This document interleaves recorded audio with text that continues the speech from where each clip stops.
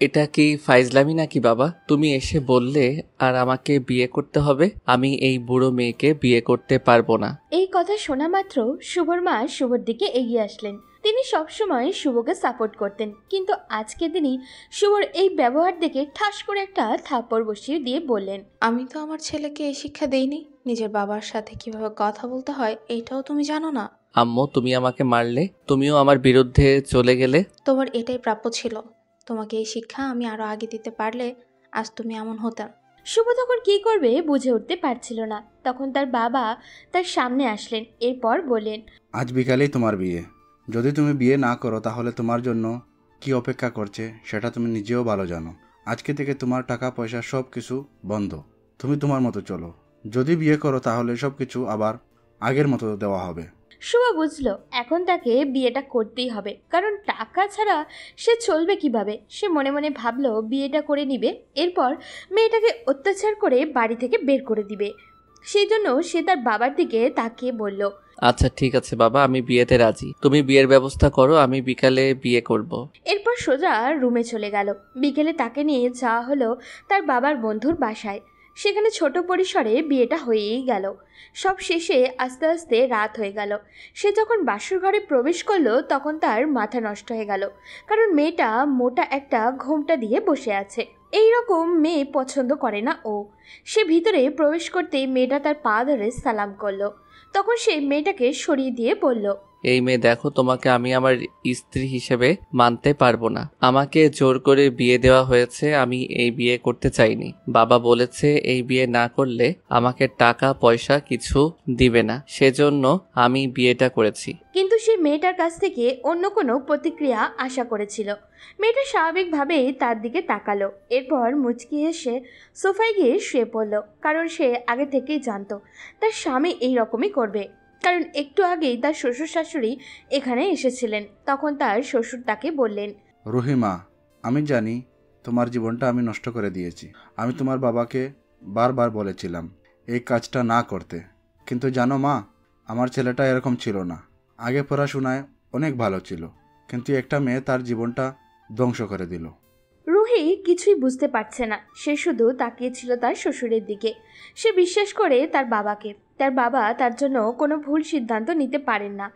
তখন তার শাশুড়ি এগিয়ে এসে বললেন, আমি জানি না মা, তুমি আমার ছেলেটাকে ঠিক করতে পারবে কিনা, কিন্তু তুমি দুর্বল হলে চলবে না।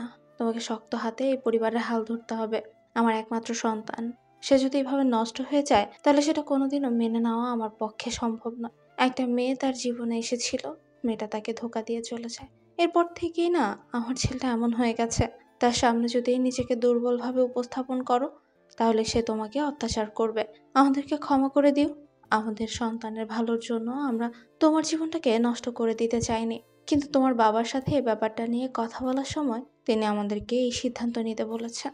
বলতে বলতে তিনি কান্না করতে শুরু করলেন। এটা দেখার পর রুহি তার শাশুড়িকে জড়িয়ে ধরে বলল, আম্মু, আপনি তো আমাকে চেনেন, ছোটবেলা থেকে আমাকে দেখেছেন, আমি কি করতে পারি সেটাও জানেন। আমি আপনার ছেলেকে আবার ঠিক করে দিব, আপনি কোনো চিন্তা করবেন না। তুমি পারবে মা, আমার বিশ্বাস তুমি পারবে। তুমি আমার ছেলেটাকে আগের মতো করে দাও। আমার ছেলেটাকে এভাবে দেখতে আমার যে ভিতরটা ফেটে যাচ্ছে। আমি কথা দিচ্ছি মা, যতদিন না আপনার ছেলেকে ঠিক করতে পারছি ততদিন আমি এই বাড়ি থেকে যাব না। এদিকে শুভ কোনো চিন্তা না করেই ঘুমিয়ে পড়ল। মেয়েটা যখন নিজে থেকে সবকিছু মেনে নিয়েছে তাহলে সে আর কষ্ট করবে কেন। কিন্তু যখন ঘুম ভাঙলো তখন বুঝতে পারলো তার উপরে পানি পড়ছে। সে চিৎকার করে সামনে তাকালো, দেখতে পেল মেয়েটা জগ নিয়ে দাঁড়িয়ে আছে। এই মেয়ে, এই এটা কি করছো তুমি? আপনি কি, হ্যাঁ, আজকে আমাদের বউ ভাত, এটা কি আপনি জানেন না? এতক্ষণ ধরে ঘুমাচ্ছেন কেন? তাড়াতাড়ি উঠুন। অনেকক্ষণ ধরে ডাকছিলাম কিন্তু উঠছিলেন না, তাই পানি ঢেলে দিলাম। এই মেয়ে, তোমার কি মাথা নষ্ট? তুমি আমার উপরে পানি ফেললে কেন? তোমার তো সাহস কম না? তুমি জানো আমি তোমাকে কি করতে পারি? আমার সাহসের কোনো কিছুই আপনি দেখেননি জুনিয়র, তাই যেটা বলছি শোনেন। তাড়াতাড়ি উঠে রেডি হয়ে নিন। যদি একটুও সময় নষ্ট করেন তাহলে কিন্তু আপনার জন্যই বিপদ আসবে। তোমার এত সাহস, তুমি আমাকে হুমকি দাও? আমি তোমাকে বলেছি না আমার সাথে স্ত্রীর অধিকার খাটাতে আসবে না? আমি তোমাকে স্ত্রী হিসেবে মানি না। আমি বিয়ে করতে চাইনি, আমাকে জোর করে বিয়ে দেওয়া হয়েছে। আপনাকে জোর করে বিয়ে দেওয়া হোক বা স্বাভাবিকভাবে সেটা আমি জানি না, কিন্তু আমি আপনাকে স্বামী হিসেবে মানি, তাই আমার কথা শুনতে হবে। যদি আমার কথা না শোনেন তাহলে আমিও আমার আসল রূপ দেখিয়ে দিব। বেশি রাগ দেখাতে আসবেন না আমার সাথে। তাড়াতাড়ি রেডি হয়ে নিচে নামুন, আমার পরিবারের সবাই চলে আসবে একটু পর। শুভ তখন রেগে ওয়াশরুমে চলে গেল, কারণ এই মেয়েটার সাথে সে বেশি কথা বলতে চায় না।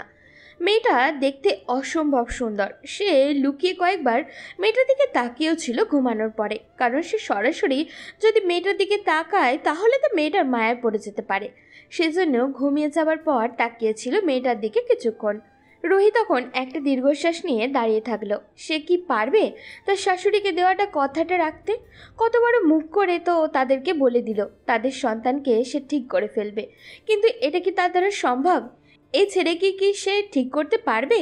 কিন্তু ছেলেটার মুখের ভিতরে আলাদা একটা মায়া আছে, যেটা সে গোপন করার চেষ্টা করে। রুহি নিজের অজান্তেই মুচকি হাসে, এরপর মনে মনে বলে, আমার জুনিয়র বর, আপনি কতদিন এভাবে থাকবেন? আমার মায়ায় আপনাকে পড়তেই হবে।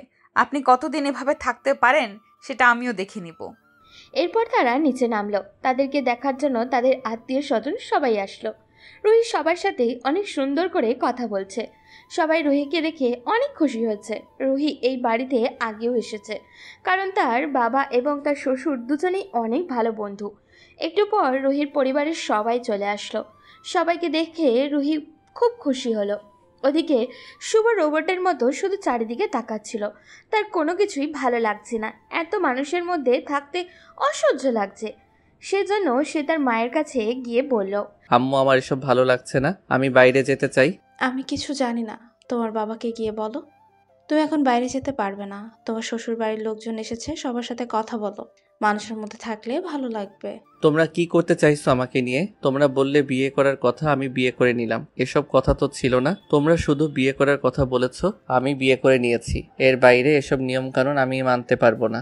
আমি বললাম না আমাকে কিছু বলে লাভ নেই। আমার আত্মীয় স্বজন এসেছে, আমি তাদেরকে নিয়ে ব্যস্ত। তুমি তোমার বাবাকে গিয়ে বলো যা বলার। আমার এসব ভালো লাগছে না। তোমার যদি রাগ দেখাতে হয় তাহলে তোমার বাবার সাথে গিয়ে দেখাও। শুভ আর কিছু না বলে সেখান থেকে রাগ করে চলে আসলো, কারণ সে জানে তার বাবা তাকে এই অনুমতি কখনোই দিবে না। সেজন্য সে রাগ করে একটা কোনায় গিয়ে বসে রইল।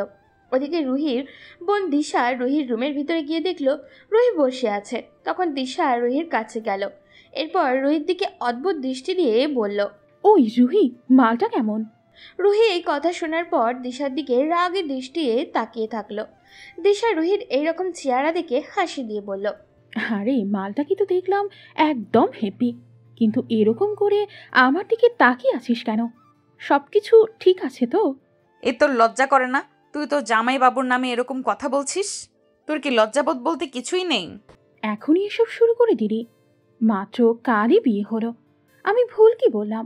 মালটা কেমন, সবকিছু ঠিক আছে তো? রুহি তখন এগিয়ে গিয়ে দিশার গালটা জড়িয়ে ধরল। এরপর বলল, মালটা তো হেব্বি। এই কথা বলতেই দুজনে একসাথে হেসে উঠল। রুহির বাবা মা সবাই এসেছে।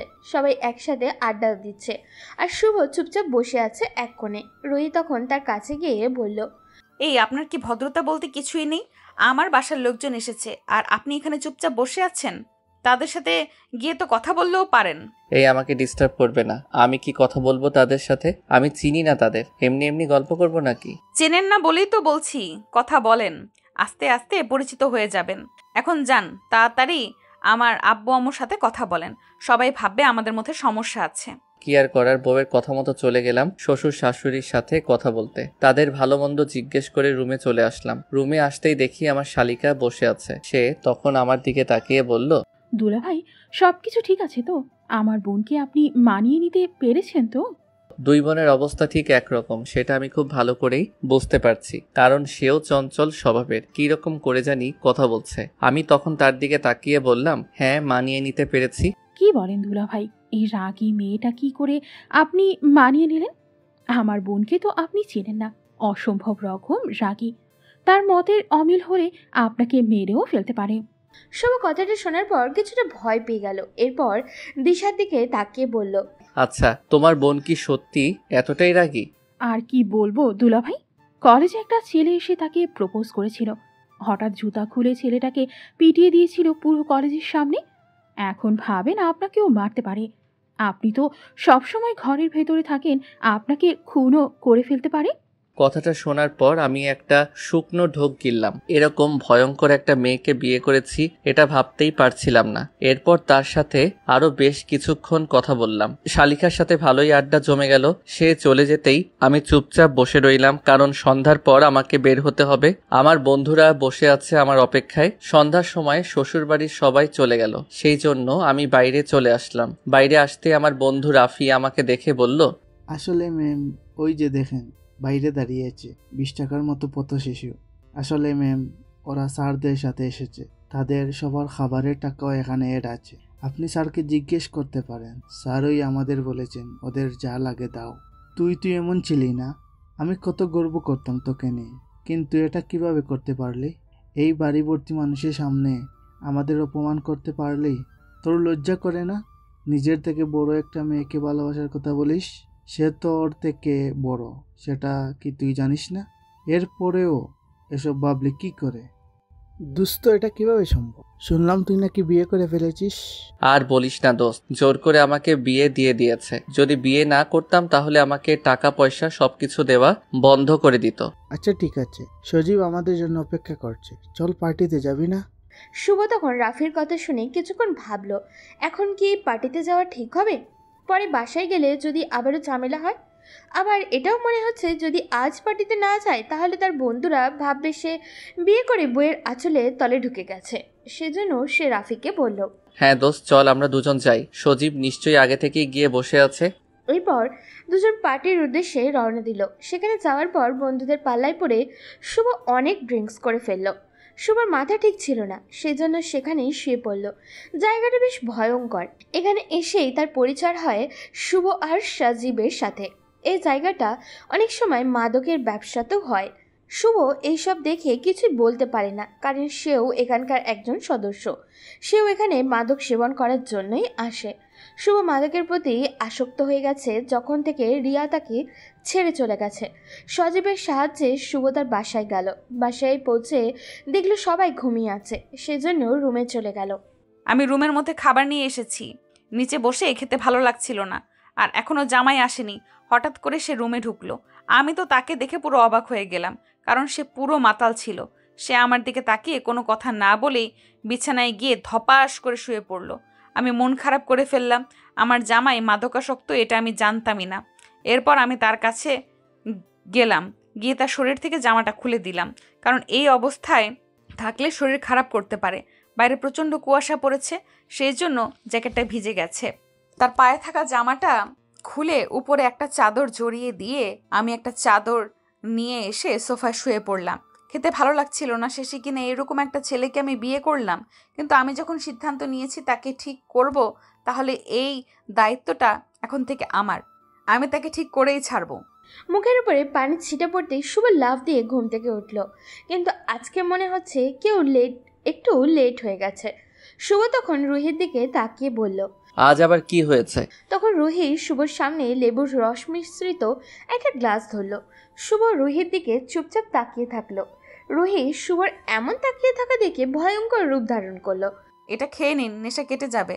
আমি বেশ অবাক হলাম তার এরকম ব্যবহারে। আমি নেশা করে এসেছি, এরপরেও কোনো কথা বলছে না, উল্টো আমাকে নেশা কাটানোর জন্য সহযোগিতা করছে। আমি তখন এটা শোনার পর লেবু মিশ্রিত পানিটা খেয়ে ফেললাম। ওয়াশরুমে গিয়ে ফ্রেশ হয়ে নিচে আসলাম। নিচে আসার পর দেখলাম আমার আব্বু অফিসে চলে গেছেন। আমি তখন আম্মুর সাথে বসে কথা বলছিলাম। আমি আম্মুকে বললাম, আম্মু তাড়াতাড়ি ব্রেকফাস্ট দাও, আমার অনেক খিদে পেয়েছে।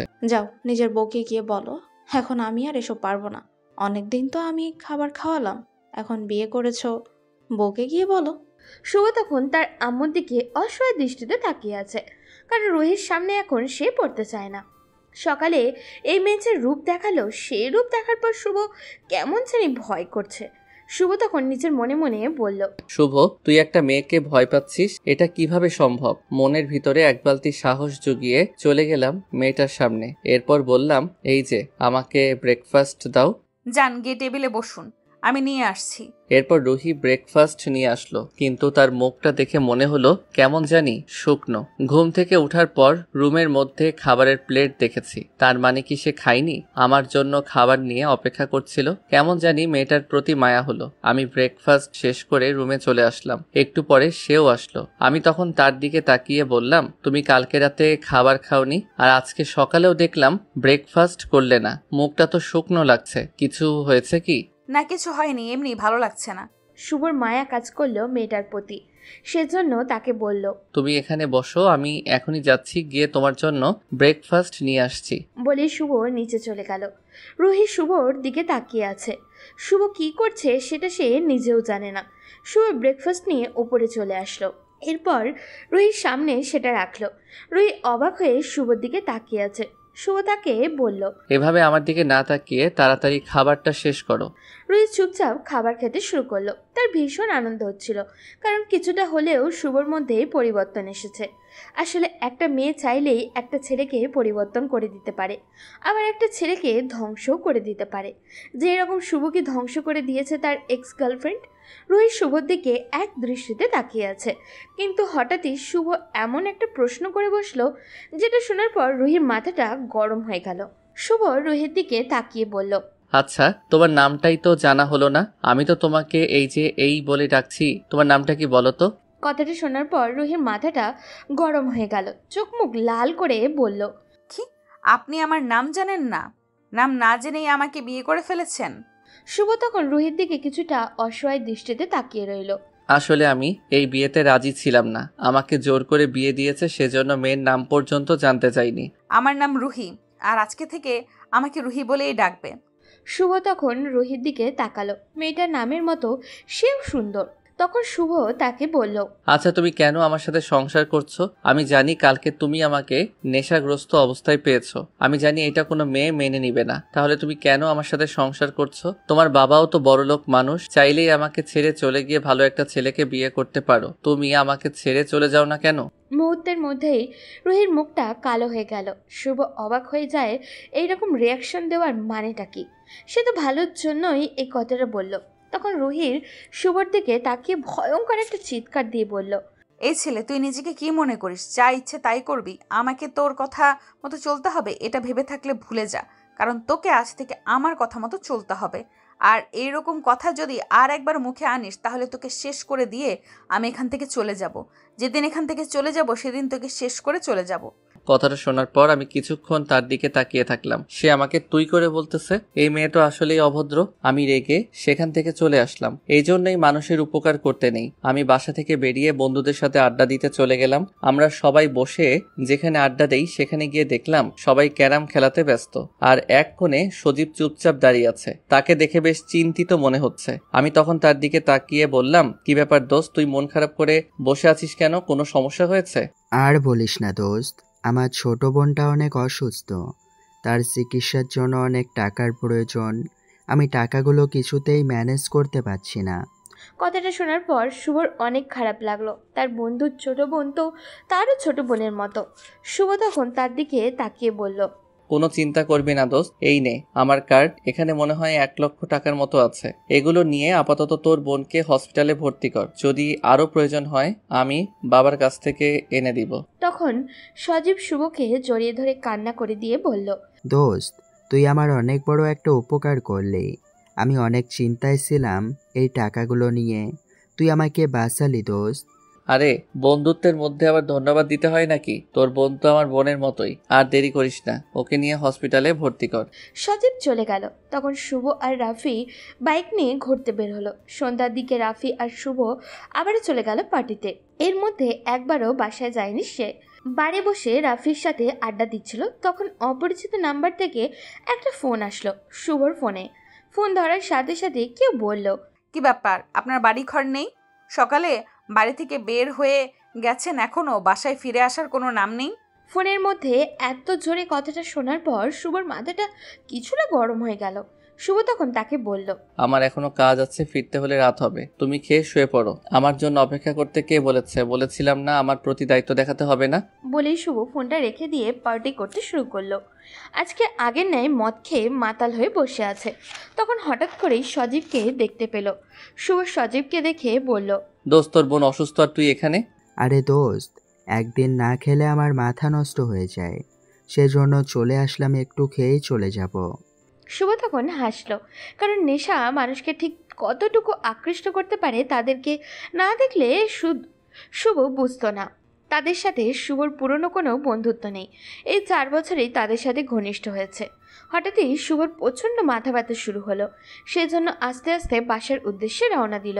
বাসায় পৌঁছানোর পর কালকের মতো আজকেও দেখলো কেউ জেগে নেই, কিন্তু তার রুমে লাইটটা জ্বলছে। তার মানে কি রুহি এখনো জেগে আছে তার জন্য?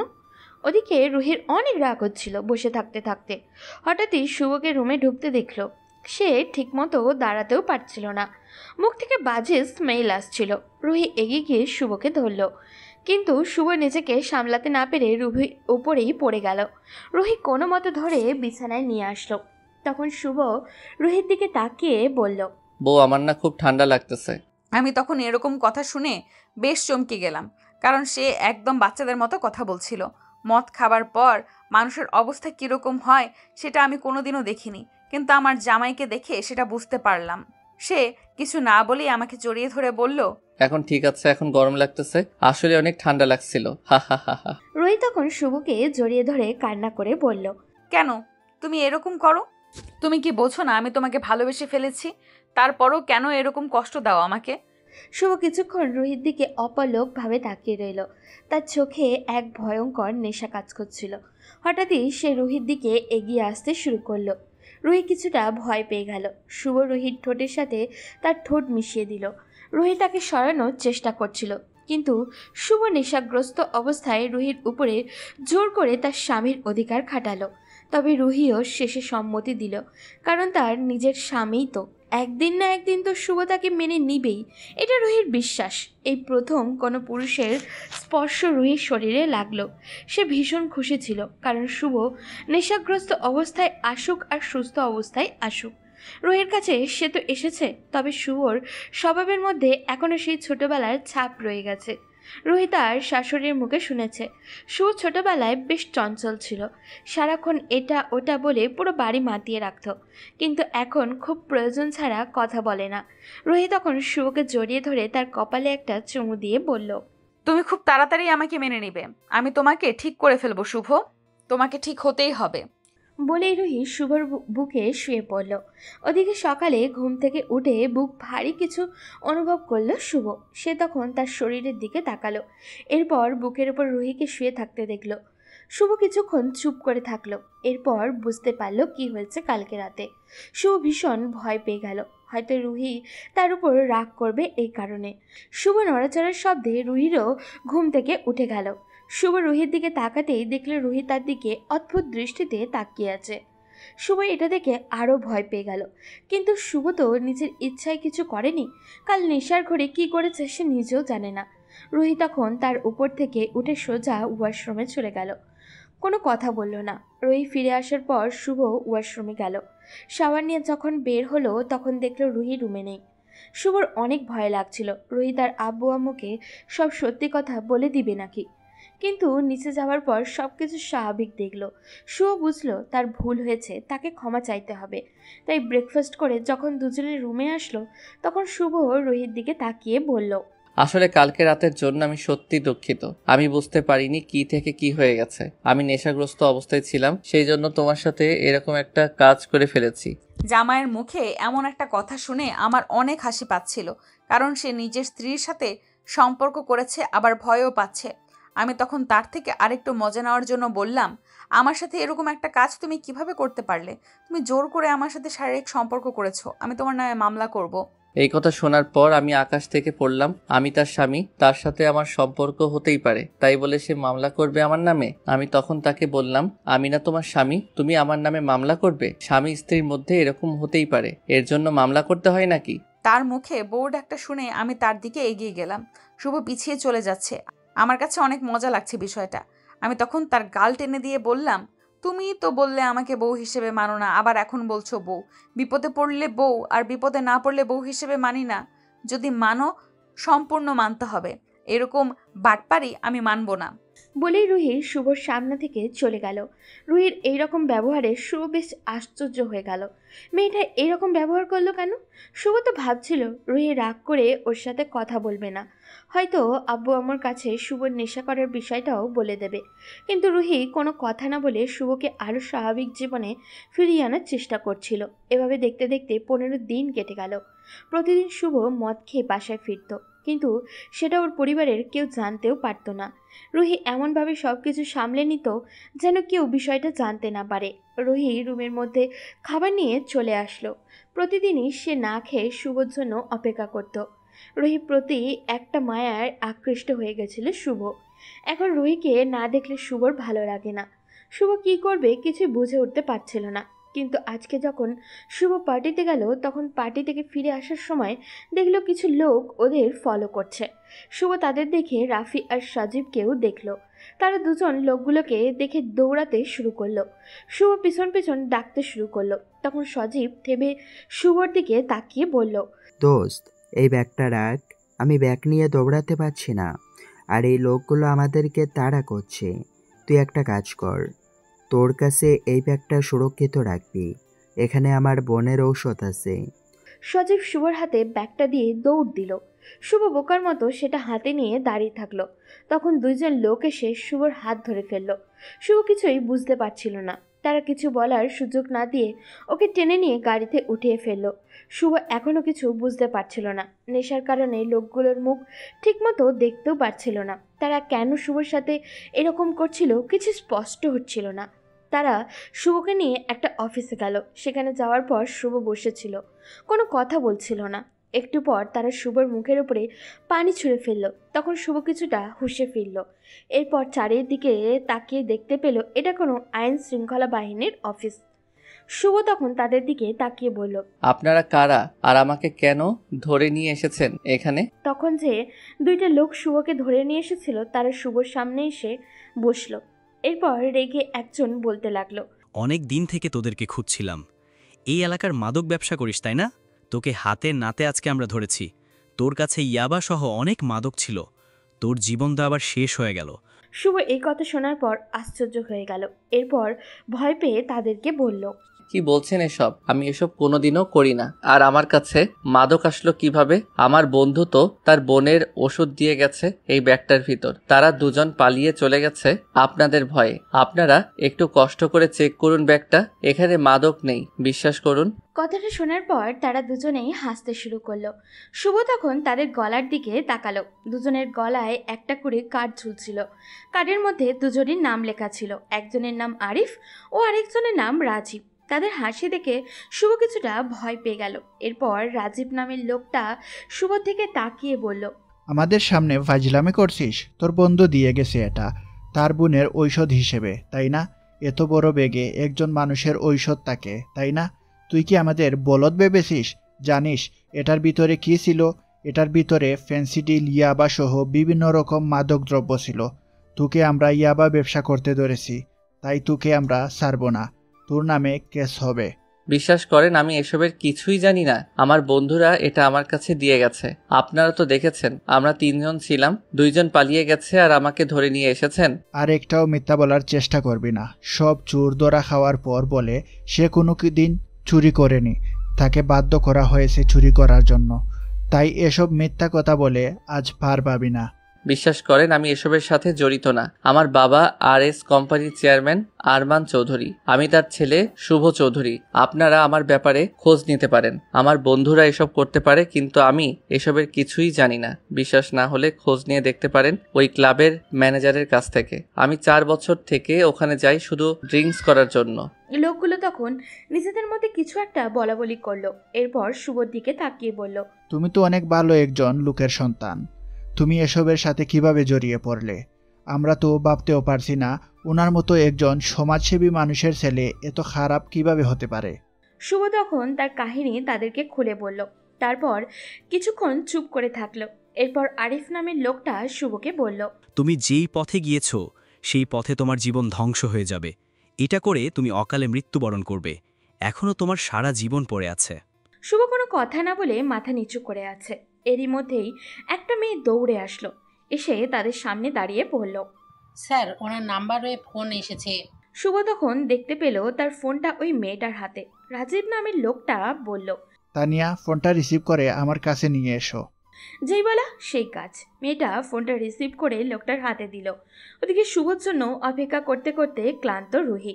ভোর হয়ে গেছে, এখনো শুভ ফিরেনি, তাই আরও চিন্তায় পড়ে গেল। শুভ তো এরকম করে না কখনো, সময় মতোই চলে আসে। সেজন্য রুহি অনবরত শুভকে কল করতে লাগলো। প্রায় 100-এর উপরে কল করেছে, কিন্তু শুভ ফোন রিসিভ করেনি। ভোর তখন প্রায় 4:30। শুভ ফোন রিসিভ করলো। রুহি তখন ফোন ধরতেই কান্না করে বলল, এই শুভ, তুমি কোথায়? এখনো বাসায় ফিরলে না কেন? কি হয়েছে? তখন ওপাশ থেকে কেউ একজন গম্ভীর কণ্ঠে বলে উঠল, আপনি শুভ চৌধুরীর কে হন? রোহিত তখন লোকটার কণ্ঠ শুনে চিনতে পারল না, সেজন্য সে কান্না করে বলল, আমি তার স্ত্রী। শুভ কোথায়? ফোন রিসিভ করছে না কেন? ও আচ্ছা, আপনি কোনো চিন্তা করবেন না, আপনার স্বামীকে আমরা নিয়ে এসেছি। আমরা তার আত্মীয়। কালকে সকালে সে বাসায় ফিরে যাবে। আপনি কোনো চিন্তা করবেন না, ঘুমিয়ে পড়ুন। রোহি মনে মনে কিছুটা শান্তি পেল। এর সাথে শুভর প্রতি অনেক রাগ হলো। সে রুহিকে বলে তো তার আত্মীয়ের বাড়িতে যেতে পারত, কি আর করার। ক্লান্ত শরীর নিয়ে শুয়ে পড়ল। কিছুক্ষণের মধ্যেই ঘুমিয়ে গেল, কারণ সারা রাত ঘুম হয়নি। ওদিকে শুভ তখন অবাক হয়ে গেল তাদের কথা শুনে। তারা তখন শুভর দিকে তাকিয়ে বলল, দেখো, তুমি ভালো পরিবারের সন্তান, তুমি এসবের সাথে জড়িয়ে নিজের জীবন নষ্ট করতেছো। আমরা তোমাকে একটা সুযোগ দিতে চাই। তোমার সাথে তো 2টা ছেলে ছিল, ওই 2টা ছেলেকে দেখো, তারা যদি এরা হয় তাহলে তুমি অনেক বড় বিপদের মধ্যে আসো। রাজীব সাহেব শুভর সামনে একটা ছবি ধরল। শুভ ছবিটার দিকে তাকাতেই অবাক হয়ে গেল, কারণ এখানে রাফি এবং সজীবের ছবি ছিল। শুভ তখন তাদের দিকে তাকিয়ে বলল, আরে স্যার, এরাই তো আমার বন্ধু। সর্বনাশ, তুমি কি জানো কার লোক এরা? এরা এই শহরের সবচেয়ে বড় মাদক ব্যবসায়ী শিহাবের লোকজন। অনেক দিন থেকে মাদক ব্যবসা করে। তুমি এদের পাল্লায় কিভাবে পড়লে? এরা তোমাকে নষ্ট করে দেওয়ার জন্য তোমার পিছে লেগেছে। আজ সুযোগ পেয়েই তোমাকে শেষ করে দেওয়ার প্ল্যান করেছিল। এসব কি বলছেন স্যার? আমার বন্ধুদের আমি বিশ্বাস করি, তারা এরকম কাজ কোনোদিন করতে পারে না। তখন আরিফ সাহেব একটা ফাইল নিয়ে আসলেন, এসে শুভর সামনে ধরে বললেন তাদের বিরুদ্ধে কতটা কেস দেখার জন্য। এটা দেখার পর শুভ অবাক হয়ে গেল। তখন তিনি শুভর দিকে তাকিয়ে বললেন, দেখো শুভ, জীবনের একটা মানে আছে। তুমি জীবনের মানেটাই নষ্ট করছো। তুমি কি বন্দুক চালাতে জানো? শুভ এই কথা শোনার পর অবাক হয়ে গেল। তারা কী সব বলছে? শুভ সন্দেহের চোখে তাকিয়ে বললেন, আমি স্যার বন্দুক চালানো তো বহুদূর, জীবনে বন্দুক হাতেও নেইনি। তুমি এক কাজ করবে, কালকে থেকে তুমি আমাদের সাথে দেখা করবে। আর পড়াশোনা কতদূর পর্যন্ত করছো? আসলে স্যার, আমি অনার্স 2nd ইয়ারে উঠে আর পড়াশোনা করিনি। আব্বু আমাকে ভার্সিটিতে ভর্তি করে দিয়েছিল, কিন্তু আমি ওখানে যাওয়া বন্ধ করে দিয়েছি। আচ্ছা ঠিক আছে, যা হবার হয়ে গেছে। এখন তোমাকে আমরা ছেড়ে দিচ্ছি। এখন তুমি বাসায় চলে যাবে। আর কোনোদিন যদি তোমাকে ওইসব ক্লাবে দেখি তাহলে কিন্তু তোমাকে ছেড়ে দিব না। আর যেটা বললাম, কালকে সকাল সকাল এখানে চলে আসবে। একটু লেট হলে কিন্তু বিপদে পড়ে যাবে। শুভ বুঝল না তারা কেন কালকে তাকে আসতে বলেছে, কিন্তু এখন যত তাড়াতাড়ি সম্ভব এখান থেকে পালাতে হবে। সেই কারণে সে দৌড়ে বাইরে চলে গেল। বাইরে যাবার পর বাড়ির উদ্দেশ্যে রওনা দিল। তার বন্ধুরা তার সাথে এমন কিছু করবে এটা সে কোনোদিনও কল্পনাও করতে পারেনি। ওদিকে শুভ চলে যাওয়ার পর রাজীব সাহেব এবং আরিফ সাহেব দুজনেই কিছুক্ষণ চুপ থেকে কথা বলতে শুরু করলেন। রাজীব সাহেব তখন আরিফ সাহেবের দিকে তাকিয়ে বললেন, শুভকে যে করেই হোক ভালো করতে হবে। শুভকে ভালো করতে পারলে আমাদের জন্যই উপকার হবে। আমরা তাকে আমাদের প্ল্যানের গুটি হিসেবে ব্যবহার করতে পারবো। আমি যেটা বললাম সেটা খুব মনোযোগ দিয়ে শোনো। কালকে থেকে ওকে ভালো করে ট্রেনিং দিবে আর ওকে সব কিছু বুঝিয়ে দিবে। ও যদি আমাদের সাথে থাকে তাহলে শিহাবের কাছে পৌঁছানো একদম সহজ হয়ে যাবে। আপনি কোনো চিন্তা করবেন না স্যার। আমি কালকে থেকে ওকে ট্রেনিং দেওয়া আরম্ভ করব। ও একদম ঠিক হয়ে যাবে আর কোনোদিন ওই জায়গায় যাবে না। শুভ বাসায় ফিরে দেখে তার আব্বু আম্মু বসে আছেন। তারা দুজনেই কিছুই জানেন না। তাকে দেখে স্বাভাবিক আচরণ করলেন। শুভ তখন নিজের রুমে চলে গেল। রুমে গিয়ে দেখে রুহি ঘুমিয়ে আছে। তার ঘুমন্ত চেহারাটা শুভর খুব সুন্দর লাগছিল। সে তখন চুপচাপ রুহির দিকে তাকিয়ে থাকে। হঠাৎ করেই রুহি বলে উঠল, আমাকে দেখা শেষ হয়েছে? এখন বলেন কোথায় গিয়েছিলেন? আমাকে বলে যাওয়ার প্রয়োজন মনে করনি? আমি কালকে রাতে কতক্ষণ জেগেছিলাম আপনার জন্য, সেটা কি আপনি একবারও চিন্তা করেননি? শুভ তার দিকে তাকিয়েছিল। রুহি অনেক রাগী চেহারা নিয়ে কথাগুলো বলছিল। তখন শুভ তার কাছে গেল। সে বুঝতে পারছিল মেয়েটার প্রতি সে দুর্বল হয়ে পড়েছে। শুভ তখন নরম স্বরে রুহিকে বলল, তারা জোর করে আমাকে আটকে রেখেছিল, সেই জন্য আসতে পারিনি। তুমি কেন আমার জন্য অপেক্ষা করছিলে? ঘুমিয়ে পড়লেই তো হতো। হ্যাঁ, আমি ঘুমিয়ে পড়ি, এরপরে এসে বাসার সবাইকে ডিস্টার্ব করেন। বাসায় কেউ জানেও না তুমি যে ড্রিঙ্ক করো। যদি বাসায় কেউ এই বিষয়টা জানতে পারে তাহলে কি কেলেঙ্কারি হবে, বুঝতে পারছো? শুভ কিছু বলতে পারল না। শুভ মুচকি হাসলো। সে বুঝতে পারল রুহি তাকে বাঁচানোর জন্যই এমন আচরণ করছে। এরপর সে ফ্রেশ হয়ে কিছুক্ষণ ঘুমিয়ে নিল। ঘুম থেকে উঠেই ভাবতে লাগলো ওই লোকগুলো কেন তাকে দেখা করার কথা বলছিল। পরের দিন সকালে শুভ আবারও সেখানে গেল।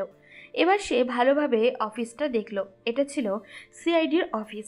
ভিতরে ঢোকার পর সবাই তাকে দেখে স্বাভাবিক আচরণ করলো। কিছুক্ষণ পর আরিফ সাহেব এসে বললেন, শুভ, তুমি কি বুঝতে পারছো তোমাকে এখানে কেন নিয়ে আসা হয়েছে? না স্যার। আমরা তোমাকে ট্রেনিং দেওয়ার জন্য এখানে নিয়ে এসেছি।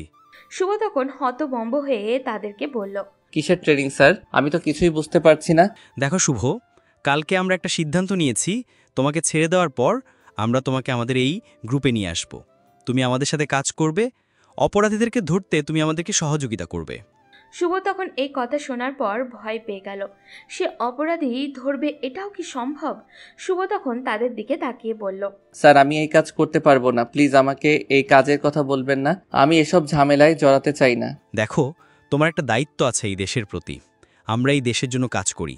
তুমি চাইলে এই অপরাধীদেরকে ধরতে আমাদের সাথে সহযোগিতা করতে পারো। তোমার বন্ধুরা এইসবের সাথে জড়িত, কিন্তু আমরা অনেক চেষ্টা করেও ওদের বসকে ধরতে পারছি না। তাই তুমি চাইলে আমাদেরকে ওদেরকে ধরতে সহযোগিতা করতে পারো। আমরা চাই তুমিও নিজের দেশের জন্য কিছু একটা করো। এভাবে তোমার জীবনটা ধ্বংস করো না। আমরা তোমার বাবাকে চিনি, উনি অনেক ভালো একজন মানুষ, সমাজের সেবার জন্য অনেক কাজ করেছেন। তুমি তার সন্ধান হয়ে খারাপ পথে চলে যাবে, এটা আমরা মেনে নিতে পারছি না। কিন্তু স্যার, আমার দ্বারা কি এসব সম্ভব? আমি কোনো দিন এসব কোনো কাজ করিনি, সেই জন্য আমার অনেক ভয় করছে যদি কোনো ক্ষতি হয়ে যায়। তুমি কোনো চিন্তা করো না। যখন তুমি আমাদের সাথে কাজ করবে তখন আমরা তোমাকে টুকটাক সেলফ ডিফেন্স শিখাবো। তোমাকে আমরা প্রফেশনালি কোনো অফিসার বানাচ্ছি না। তুমি শুধু আমাদের সাথে কাজ করবে আমাদের সহযোগী হিসেবে। এরপর তুমি চাইলে তোমার ইচ্ছামতো কাজ করতে পারো। তুমি শুধু আমাদেরকে এই অপরাধীকে ধরতে সহযোগিতা করো। এই এলাকায় যত মাদক ব্যবসা হয় সব কিছুর সাথে তারা জড়িত আছে। শুভ কথাটা শোনার পর কিছুটা মনে জোর পেল, কারণ যাদের সে বন্ধু ভাবত তারাই তার ক্ষতি করার চেষ্টা করেছে। তার বিশ্বাসের সুযোগ নিয়ে তারা তার সাথে বেইমানি করেছে। তারা না বলে মাদকের ব্যবসা করেছে।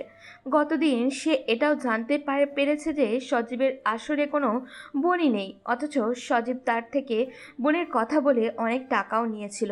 এমনকি আগেও তারা নানান অজুহাতে তার কাছ থেকে অনেক টাকা নিয়েছে।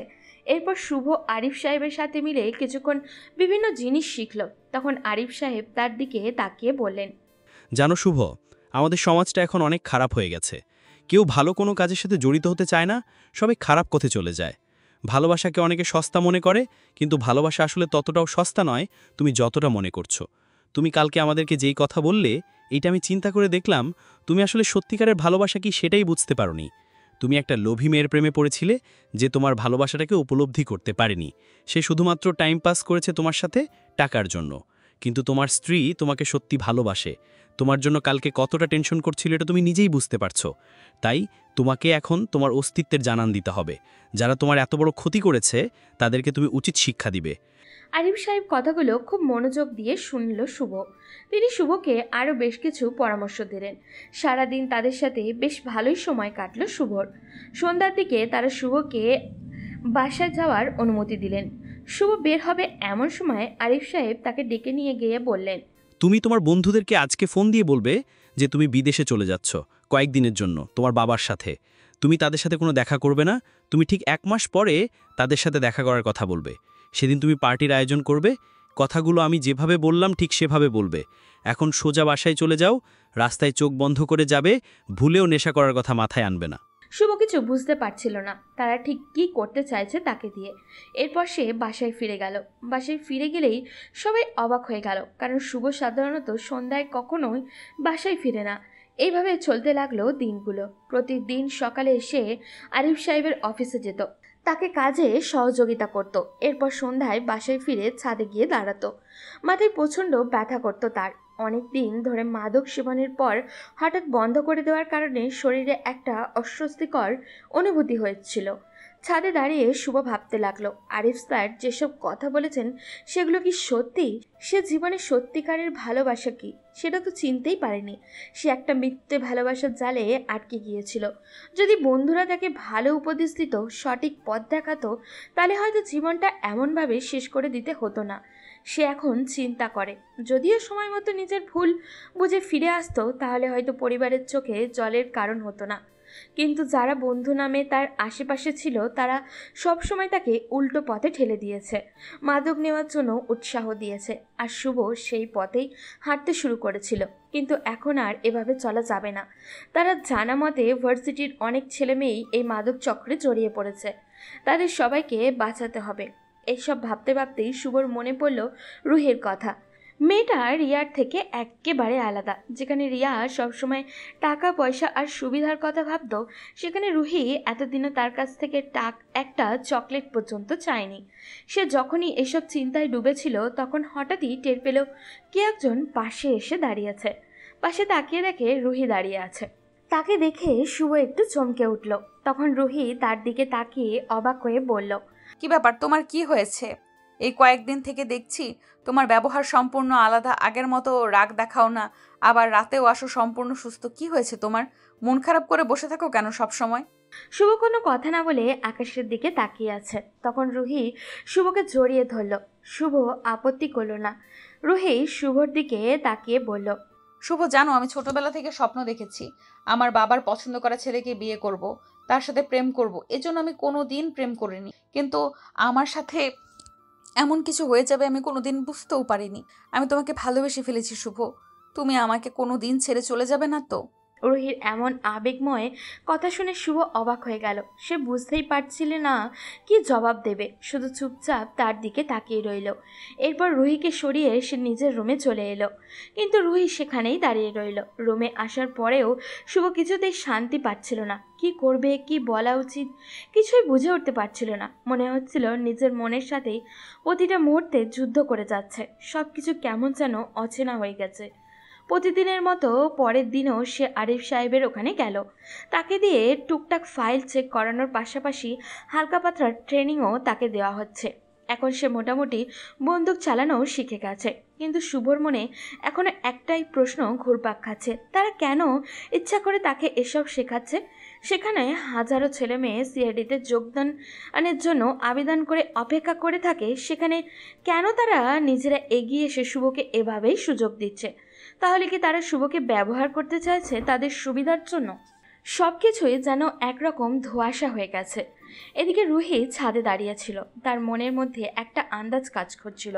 এই কয়েকদিনে সে বুঝতে পেরেছে শুভ কিছুটা হলেও বদলেছে। এখন আর আগের মতো মাদক সেবন করে না, ড্রিঙ্কসও করে রাত করে বাসায় ফেরে না। বরং এখন সে তার বাবা মায়ের সাথে ভালো ব্যবহার করে। তার বাবা মা খুব খুশি শুভর এই পরিবর্তন দেখে। কিন্তু রুহি ঠিক খুশি হতে পারছিল না, কারণ সে জানে শুভর ভেতরে কিছু একটা তো চলছে, যেটা সে কাউকে জানাতে চাচ্ছে না। শুভ সব সময় মন খারাপ করে চুপচাপ বসে থাকে। এইসব চিন্তা করতে করতে রুহি রুমে চলে গেল। রুমে গিয়ে দেখলো শুভ শুয়ে আছে। তখন সেও চুপচাপ গিয়ে তার পাশে শুয়ে পড়ল। এভাবে শুভর দিন চলছিল। সব কিছুর পরে সে রুহির প্রতি কেমন জানি দিন দিন দুর্বল হয়ে পড়ছিল। এটা সে খুব ভালো করেই বুঝতে পারছিল। মেয়েটা তাকে পাগল করে দিচ্ছে।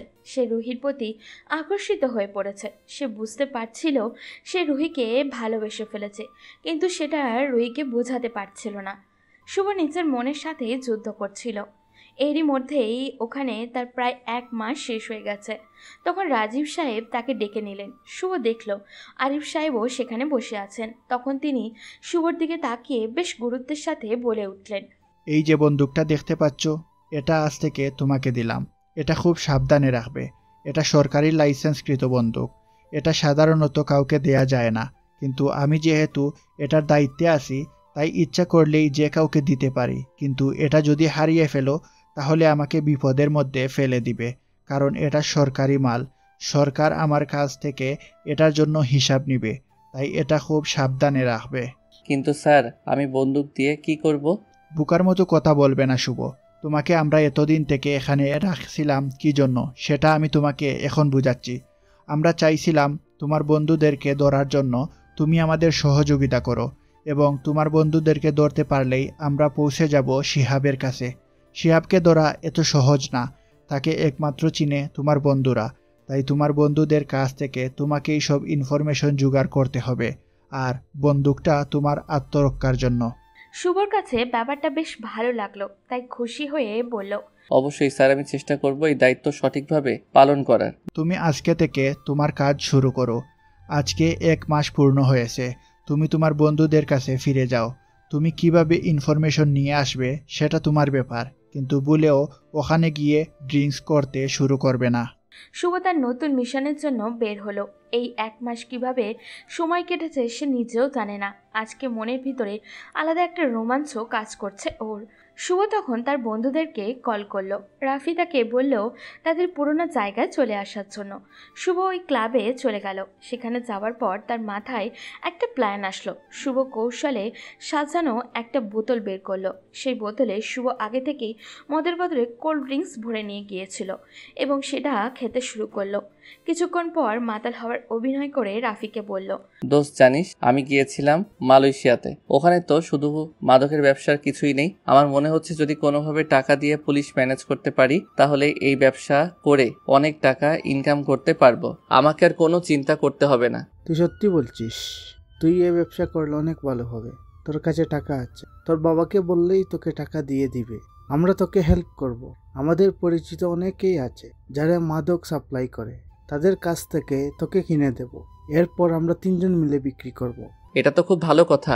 আমিও এটাই চিন্তা করছিলাম, তোর পরিচিত কেউ থাকলে আমাকে তার সাথে কন্ট্যাক্ট করিয়ে দে। আমি তার কাছ থেকে মাদক কিনে নিয়ে আসব। আমি আমার বাবাকে বুঝিয়ে ফেলেছি। অনেক টাকা আমার বাবার কাছে থেকে ব্ল্যাকমেইল করে নিয়ে গেছে। এখন আমি সেই টাকা দিয়ে মাদক কিনতে চাই এবং সেটা আমরা 3 বন্ধু মিলে বিক্রি করব। আমাদের আর কোনো চিন্তাই থাকবে না। তাহলে দোস্ত তুই কোনো চিন্তা করবি না, আমি কালকে তোকে নিয়ে যাব। আমার পরিচিত একজন আছে, আমরা কাল তোকে ওর কাছে নিয়ে যাব। শুভ তখন মনে মনে হাসলো, কারণ কালকে তারা কত বড় বিপদের মধ্যে পড়বে সেটা তারা নিজেরাও জানে না। শুভ তাদের সাথে বেশ কিছুক্ষণ কথা বলে মাতাল হওয়ার ভঙ্গি করে সেখান থেকে বের হয়ে এসে রাজীব স্যারকে সব কিছু জানিয়ে দিল। তিনি এটা শোনার পর অনেক বেশি খুশি হলেন। ওদিকে আপনি মা হতে চলেছেন, আপনি কোনো চিন্তা করবেন না, ঠিক হয়ে যাবেন। এই কথা শোনার পর রুহি যেন আকাশ থেকে পড়ল। আসলে হয়েছিল কি, সন্ধ্যার সময় সে আর তার শাশুড়ি মা ড্রয়িং রুমে বসেছিল। তখন হঠাৎ করেই তার মাথা ঘুরে যায়। এটা দেখে তার শ্বশুর শাশুড়ি দুজনেই অবাক হয়ে যান। তারা দ্রুত ডাক্তারকে ডেকে আনেন। ডাক্তার এসে যে কথাটা বললেন সেটা শুনে রুহি বোঝার চেষ্টা করছিল কি বলবে, কিভাবে গ্রহণ করবে। শুভ এখনও তাকে স্ত্রী হিসাবে মেনে নেয়নি। সে কেমন প্রতিক্রিয়া দেখাবে এটা ভাবতে রুহির মনটা খারাপ হয়ে গেল। রুহির মনে হচ্ছিল যদি শুভকে এই খবরটা জানানো হয় তাহলে হয়তো সে অনেক খুশি হবে। হাজারো চিন্তা তার মাথায় ঘুরপাক খাচ্ছিল। অন্যদিকে তার শ্বশুর শাশুড়ি খুব খুশি হয়েছেন। তারা তো পরের দিন পুরো এলাকায় মিষ্টি বিতরণের পরিকল্পনা করে ফেললেন। তার রুম থেকে চলে যাওয়ার পর রুহি নিজেকে সুন্দর করে সাজালো। সে ঠিক করেছিল আজকে সে আবারও শুভকে তার মনের কথা বলবে। অনেক দিন তো কেটে গেছে, এবার সে জানতে চায় শুভ তাকে সত্যিই গ্রহণ করবে কিনা। রাত তখন প্রায় 9টা। শুভ বাসায় ফিরে আসে। রুহি তার জন্য অপেক্ষা করছিল। সে এগিয়ে গিয়ে কিছু বলার আগেই শুভ বলল, রুহি আমি অনেক ক্লান্ত, আমাকে এখন ডিস্টার্ব করবে না। আমি একটু ঘুমাতে চাই। তুমি কিছু বলার হলে কালকে বলবে, এখন আমি এসব শুনতে চাই না।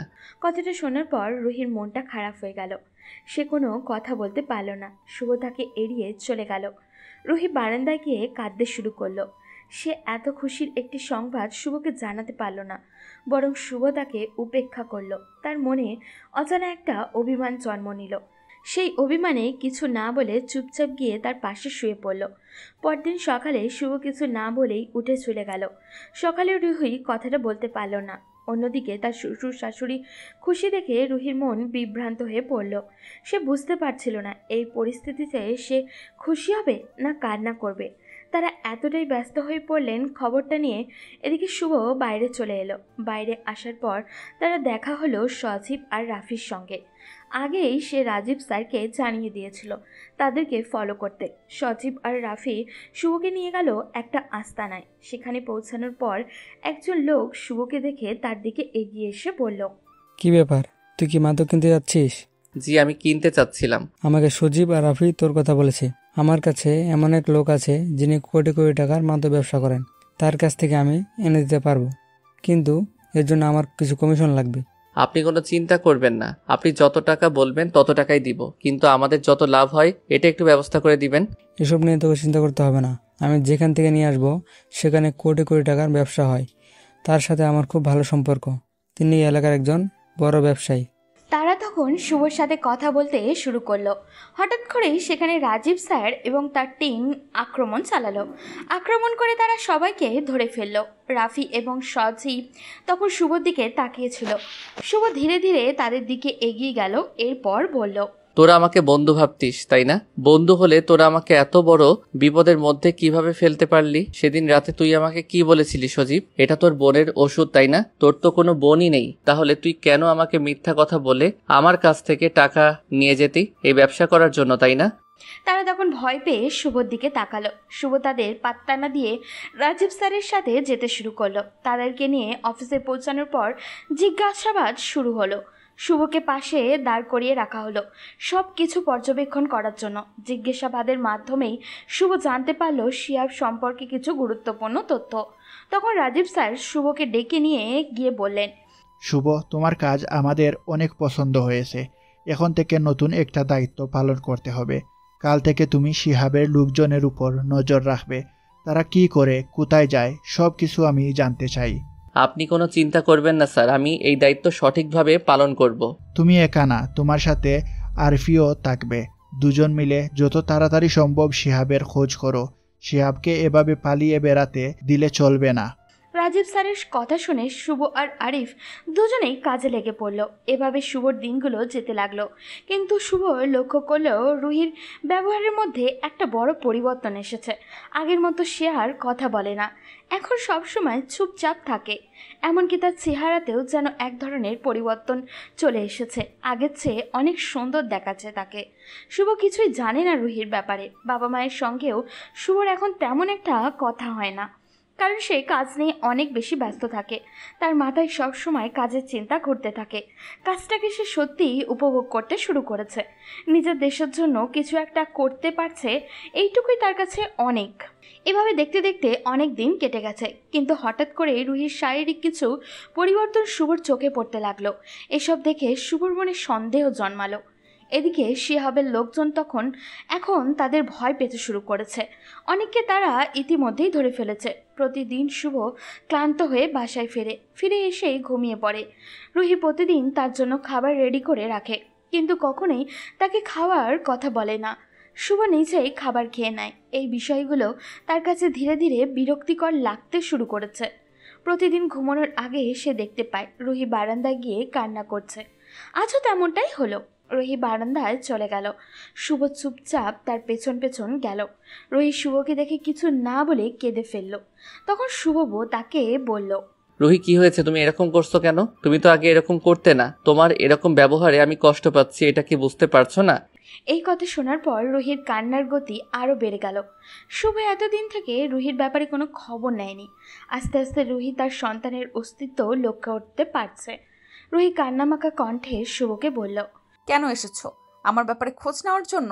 যেদিন আমি সেজেগুজে তোমার জন্য অপেক্ষা করছিলাম সেদিন তোমাকে আমি পাইনি। তোমাকে আমি সংবাদটা জানাতে পারিনি তুমি বাবা হতে চলেছো, সেটাও তুমি শুনতে চাওনি। তোমার কাছে সেটা বিরক্তিকর মনে হয়েছে। কেন এসেছো এখন? সেই কথা শোনার জন্য? এই কথা শোনার পর আমি যেন আকাশ থেকে পড়লাম। এতদিন থেকে এই কথাটা আমি শুনতে চাইনি। প্রায় 3 মাস আগে সে আমাকে কথাটা বলতে চেয়েছিল, কিন্তু 3 মাসে আমার একটু সময় হয়নি তার এই কথাটা শোনার। আমার নিজের প্রতি রাগ হচ্ছিল। আমি তখন তার সামনে বসে পড়লাম। এরপর কান্না করে তাকে বললাম, সরি, আমি ভুল করে ফেলেছি রুহি। আমি এতদিন থেকে তোমার সামনে নিজেকে ভালোভাবে উপস্থাপন করতে চাইছিলাম। নেশার অন্ধকার জগৎ থেকে বের হতে চাইছিলাম। আমি কতটা খুশি হয়েছি সেটা আমি তোমাকে বলে বোঝাতে পারবো না। তুমি তো আমাকে আমাকে বলতে পারতে এই কথাটা? একদিন বলতে পারোনি বলে তুমি এত বড় একটা খুশির সংবাদ আমার থেকে লুকিয়ে রাখলে? শুভর কান্না দেখে আমি তাকে জড়িয়ে ধরলাম, কারণ এই মানুষটার কান্না আমি সহ্য করতে পারবো না। এরপর সে আমার সাথে আরো অনেকক্ষণ কথা বলল। আমি অনেক খুশি ছিলাম।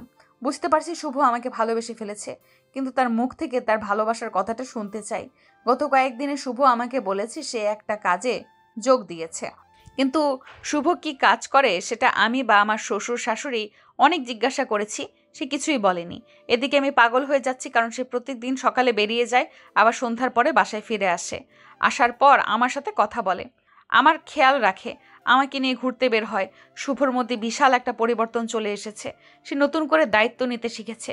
আমার প্রতি তার যে দায়িত্ব সেগুলো সঠিকভাবে পালন করছে, কিন্তু কখনো বলে না যে সে আমাকে ভালোবাসে। আমি তার ব্যবহার দেখে বুঝতে পারি সে আমাকে ভালোবাসে। এইভাবে দিন কাটতে শুরু করলো। শুভর প্রতি আমার ভালোবাসা আরও গভীর হলো। এখন আমার বাবুর অস্তিত্ব আমি বুঝতে পারি। সে আমার পেটের মধ্যে নাড়াচড়া করে। শুভ এটা নিয়ে অনেক এনজয় করে। শুভর হাসি মুখ দেখে আমি অনেক খুশি হলাম। যত দিন যাচ্ছে তত আমার ভয় আরও বাড়ছিল, কারণ আমি ওকে হারাতে চাই না। যদি আমি এই পৃথিবী ছেড়ে চলে যাই তাহলে কি হবে? এইভাবে দেখতে দেখতে কেটে গেল আরও 6টা মাস। ডাক্তার আমার ডেলিভারির ডেট দিয়েছে, কিন্তু ডেট পার হয়ে গেছে, এখনও আমার বেবি হচ্ছে না। আর এটা নিয়ে অনেক বেশি চিন্তায় ছিলাম সবাই। একদিকে যেমন রুহির চিন্তা, অন্যদিকে শিহাবের অনেক কাছাকাছি আমরা পৌঁছে গেছি। আমি, রাজীব স্যার এবং আরিফ স্যার মিলে প্ল্যান করছিলাম শিহাবকে কিভাবে আক্রমণ করা যায়। আমরা সিদ্ধান্ত নিলাম শিহাবের আস্তানায় আমরা আক্রমণ করব। সেই জন্য রাজীব স্যার তার টিমের সব অফিসার নিয়ে একটা মিটিংয়ে বসলো। তারা সিদ্ধান্ত নিল কালকে রাতেই শিহাবের আস্তানায় আক্রমণ করবে। রাজীব স্যার আমাকেও থাকতে বলল, যদিও আমার এসব সামলানোর কোনো যোগ্যতা নেই, তবুও যেহেতু এসব ইনফরমেশন আমি জোগাড় করেছি তাই শেষ দিনে তাদের সাথে থাকতে বলল। আমি হ্যাঁ বলে বাসায় ফিরে গেলাম। যখন রুমে গেলাম রুহি আমার কাছে আসলো। আমি তখন তাকে জড়িয়ে ধরলাম। মনে মনে কিছুটা ভয় পেয়ে গেলাম, কারণ কালকে যদি আমার সাথে খারাপ কিছু হয় সেই জন্য আমি আমার মনের গোপন কথাটা রুহিকে বলে দিতে চাই। আমি তখন বললাম, আমি তোমাকে কোনোদিন কথাটা বলতে পারিনি রুহি। 1 বছর পার হয়ে গেল আমাদের ভালোবাসার। আমি তোমাকে ভালোবাসি রুহি। শুভ এই কথা শুনে আমি কান্না করে দিলাম। সে আমাকে ভালোবাসে এই কথাটা বলতে এত সময় লাগলো? আমি তাকে জড়িয়ে ধরলাম। আমার অনেক ভয় হচ্ছিল যদি হারিয়ে যায় তার জীবন থেকে। আমি তাকে এখন আর হারাতে চাই না। বেঁচে থাকার তীব্র ইচ্ছা তৈরি হয়েছে গত কয়েকদিনে। কিছুক্ষণ শুভর সাথে গল্প করে ওকে জড়িয়ে ধরে ঘুমিয়ে গেলাম, কিন্তু ঘুম থেকে ওঠার পর দেখতে পেলাম শুভ আমার পাশে নেই। একটু পর আমার শাশুড়ি আম্মু এসে আমাকে খাইয়ে দিয়ে চলে গেলেন, কিন্তু শুভকে সারাদিন আর দেখতে পেলাম না। ওদিকে সারাদিন শিহাবের উপর নজর রেখে শুভ সন্ধ্যায় রাজীব সাহেবকে সিগন্যাল দিল আক্রমণ করার। এদিকে রুহি তার শ্বশুর শাশুড়ির সাথে বসে গল্প করছিল শুভর পরিবর্তনের বিষয়ে। হঠাৎ করেই তার মাথায় কেমন জানি ঘুরে উঠল। রুহি আর দাঁড়াতে পারল না, পেটে তীব্র ব্যথা শুরু হলো। এটা দেখার পর তার শ্বশুর শাশুড়ি তাড়াতাড়ি করে শুভকে কল করতে শুরু করেছে, কিন্তু তার ফোন বন্ধ। সেজন্য তারা রুহিকে হসপিটালে নিয়ে গেলেন। রুহি হসপিটালের বেডে শুয়ে আছে। কিছুক্ষণ পরে তার সিজার হবে, কিন্তু শুভ ফোন ধরছে না। রুহির ভিতরটা ফেটে যাচ্ছে, কারণ যেই মানুষটা তার এই বিপদে সবার আগে থাকার কথা ছিল সেই মানুষটাকে কেন খোঁজ নেই। শুভর প্রতি তীব্র অভিমানে রুহির চোখ বেয়ে নোনা জল গড়িয়ে পড়ল। ডাক্তার এসে রুহিকে অপারেশন থিয়েটারে নিয়ে গেলেন। এদিকে শুভ রাজীব সাহেবের সাথে শিহাবের আস্তানায় ঢুকে ভীষণ ভয় পেয়ে গেল। তারা ভেবেছিল হয়তো 4-5 জন হবে, কিন্তু ভিতরে যেতেই বুঝলো এখানে বেশ কয়েকজন লোক অস্ত্র নিয়ে আগে থেকেই প্রস্তুত ছিল। জীবনে প্রথম এমন ভয়ঙ্কর অবস্থার সম্মুখীন হয়ে শুভর হাত পা থরথর করে কাঁপতে লাগলো। ঘামে তার শরীর ভিজে একাকার। চারিদিক গুলির শব্দে যেন তার ভিতরটা তছনছ করে দিচ্ছে। রাজীব সাহেব শুভর অবস্থা দেখে তাকে একটা দেওয়ালের কাছে লুকিয়ে থাকতে বললেন। শুভ সেখানে দাঁড়িয়ে সব দেখছে। অবশেষে রাজীব সাহেবের টিম শিহাব নামের সেই লোককে আটক করতে সক্ষম হলো। রাজীব সাহেব শিহাবের 2 হাত পেছনে ধরে আছেন। ওদিকে তার টিমের লোকেরা বাকি ঘরগুলোকে চেক করছে। শুভ হঠাৎই দেখলো একটা লোক ছুরি নিয়ে রাজীব সাহেবকে পিছনে এসে দাঁড়িয়েছে। শুভ কি করবে ভেবে পাচ্ছে না। এই মানুষটা তো তাকে সঠিক পথে এনেছে। এখন সে কি পালিয়ে যাবে? শুভ অবশেষে নিজের জীবনের তোয়াক্কা না করে লোকটাকে পিছন থেকে গিয়ে চাপটে ধরল। লোকটার হাত থেকে ছুরিটা কেড়ে নিতে গিয়ে হাতের বেশ কয়েকটা জায়গা কেটে গেল। ততক্ষণে আরিফ সাহেব আর বাকিরাও এসে গেলেন। সবাইকে ধরে যখন তারা অফিসে যে ফিরে আসলো, তখন শুভ দেখলো তার ফোনে 100টার উপরে মিসড কল, আর সবগুলোই তার বাসা থেকে। শুভ ভয়ে ভয়ে ফোন ব্যাক করলো। ফোন ব্যাক করতে জানতে পারলো রুহির অপারেশন চলছে, সেই জন্য তাড়াতাড়ি হসপিটালের উদ্দেশ্যে রওনা দিল। এদিকে রাজীব স্যার জানিয়ে দিলেন কালকে একটা অনুষ্ঠান আছে, সেখানে তাকে যেতে হবে। শুভ তখন কান্না করে রাজীব সাহেবকে সব খুলে বলল। তিনি রুহির কথা শুনে বললেন যদি রুহি সুস্থ হয় তাহলে ওখানে যেতে, আর না হলে হসপিটালে থাকতে। শুভ ফোনটা রেখে তার মায়ের কাছে গেল। শুভকে দেখেই তিনি এগিয়ে এসে শুভর খালে কষি একটা থাপ্পড় মেরে দিলেন। তোকে আমার ছেলে বলতে ঘৃণা করছে। এই বিপদের সময় ফোন ধরছিলি না, কোথায় এমন কাজ করছিলি যে আমাদের ফোনটা তোলার সময় পাসনি তুই? এটা কত কষ্ট পেয়েছে জানিস? আম্মু, রুহি কোথায়? আমার অনেক বড় একটা ভুল হয়ে গেছে, খুব বিপদের মধ্যে পড়ে গিয়েছিলাম, না হলে তোমাদের ফোন ধরতাম। আম্মু বলো না, রুহির কি হয়েছে, কেমন আছে ও? শুভর আম্মু তখন তাকে নিয়ে গেল একটা কেবিনে। সেখানে যাওয়ার পর দেখলো রুহি শুয়ে আছে, পাশে একটা ফুটফুটে ছেলে। শুভ তখন রুহির দিকে এগিয়ে গেল। সে শুভকে দেখে চিৎকার করে বলল, খবরদার, তুই যদি আমার সামনে আসবি তাহলে তোকে আমি শেষ করে ফেলবো। আমার ছেলেকে স্পর্শ করবি না, এটা তোর ছেলে না। তুই এত বড় একটা বিপদের মুহূর্তে আমাকে ছেড়ে চলে গেছিস, তোকে আমার স্বামী বলতে লজ্জা লাগছে। তুই আমার সামনে থেকে চলে যা, না হলে কিন্তু আমি নিজের ক্ষতি করে ফেলবো। রুহি, একটাবার আমার কথাটা শোনো। আমি তোর কোনো কথাই শুনতে চাই না। যদি আমাকে তুই ভালোবেসে থাকিস তাহলে এখন আমার সামনে থেকে চলে যাবি, তোর মুখও আমি দেখতে চাচ্ছি না। শুভ তখন কান্না করে সেখান থেকে চলে আসলো। তার আব্বু আম্মুকে দেখলো স্বাভাবিক আচরণই করছে, তার মানে কি তারাও শুভর উপর রাগ করে আছে? পরদিন শুভ চলে গেল অফিসে। সেখানে যাওয়ার পর দেখলো অনেক বড় আয়োজন করা হয়েছে, কিন্তু তার মনের অবস্থা সম্পূর্ণই খারাপ। একটু পর সেখানে ডিএসপি স্যার এলেন। উনি আসার পর সবাই ওনাকে বরণ করে নিল। উনি সবার সাথে কুশল বিনিময় করে শুভর কাছে এলেন। এরপর শুভর কাঁধে হাত রেখে বললেন, রাজীব আমাকে অনেক আগে তোমার কথা বলেছিল, কিন্তু আমি সেদিন তোমাকে কোনো গুরুত্ব দিইনি। তুমি প্রমাণ করে দিয়েছ মানুষ চাইলেই পরিশ্রমের মাধ্যমে নিজের খারাপ জীবনটাকে ভালো কাজে ব্যবহার করতে পারে। মিডিয়ার অনেক লোকজনই ছিল সেখানে। ডিএসপি এবং এসপি স্যার বক্তব্য দিলেন, শুভকেও কথা বলার সুযোগ দিলেন। শুভ সেখানে নিজের মাদকাসক্তি থেকে ফিরে এসে দেশের জন্য কাজ করার গল্পটা বলল। সবাই শুভর অনেক প্রশংসা করল। এদিকে রুহি তখন হসপিটালে। কিছুক্ষণ পর তার শ্বশুরমশাই এগিয়ে এসে তাকে এবং তার শাশুড়ি আম্মুকে একটা ভিডিও দেখালো। ভিডিওটা দেখার পর তারা কান্না ধরে রাখতে পারল না। শুভ তাদের না জানিয়ে এসব করেছে। রিয়া বুঝলো সে শুভর সাথে অন্যায় করে ফেলেছে, তাই তাড়াতাড়ি করে শুভর কাছে ফোন করলো। ফোন করতেই শুভ ফোনে পিক করলো। মনে হচ্ছিল যেন তার ফোনের অপেক্ষায় বসেছিল সে। রিয়া একটু অভিমানী সুরে বলল, তুমি আজকে আমাকে দেখার জন্য আসলে না কেন? কেন? তুমি তো রাতের বেলা বললে তোমার সামনে যেন না আসি। আমি তো তোমার কথাটা রাখার জন্য এরকম করলাম। সত্যি বলছি, আমি তোমাকে অনেক বেশি ভালোবাসি। এখন থেকে 10 মিনিট সময় দিলাম, 10 মিনিটের ভেতরে যদি হসপিটালে না আসো তাহলে কিন্তু তোমার জন্য অনেক বড় বিপদ অপেক্ষা করতেছে। কথাটা শোনার পর শুভ আর টিকতে পারল না। সে সেখান থেকে দৌড় দিল। তার দৌড়ানো দেখে রাজীব সাহেব তাকে আটকালেন, এরপর বুকে জড়িয়ে ধরলেন। শুভ তার কাছ থেকে দোয়া নিয়ে আবারও দৌড় দিল। তিনি শুভর দিকে তাকিয়ে হাসলেন। পুরুষ মানুষের সবচেয়ে দুর্বল জায়গা এটা, তাই এই জায়গায় আঘাত লাগলে তো আর থেমে থাকা যায় না। শুভ দ্রুত হসপিটালে চলে আসলো। এখানে এসে দেখে সবাই তার দিকে তাকিয়ে আছে। তার বাবা খুশিতে কান্না করে দিয়েছে। শুভর বাবা এটা স্বপ্নেও চিন্তা করতে পারেননি যে তার ছেলে মানুষের ভালোর জন্য কোনো কাজ করবে। শুভ তাদের কাছ থেকে বিদায় নিয়ে রুহির কেবিনে গেল। রুহি শুভকে দেখে চুপচাপ বসে আছে।